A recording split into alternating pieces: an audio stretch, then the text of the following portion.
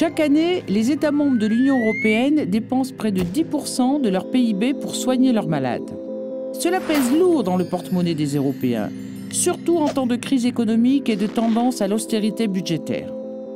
Or, de nombreuses maladies liées directement ou indirectement à l'environnement et au mode de vie pourraient être évitées. La bonne nouvelle, c'est que la dégradation de nos écosystèmes n'est pas une fatalité. Nous pouvons changer les choses, nous pouvons prévenir l'apparition des maladies grâce à une politique écologiste, globale et ambitieuse de protection de notre environnement. Le saviez-vous? La qualité de notre environnement dépend directement des choix européens. 80% des lois françaises concernant l'environnement sont en fait écrites à Bruxelles. Les États membres appliquent les règlements et transposent les directives européennes. Pourquoi l'Europe est-elle plus à même que les États membres de protéger la santé des Européens? Parce que l'air n'a pas de frontières, l'eau non plus. Ces biens communs de l'humanité n'ont pas de prix, mais leur dégradation, elle, a un coût cruel, inutile et sur le long terme. L'Europe que nous voulons est une Europe qui protège chaque personne, quelle que soit sa situation.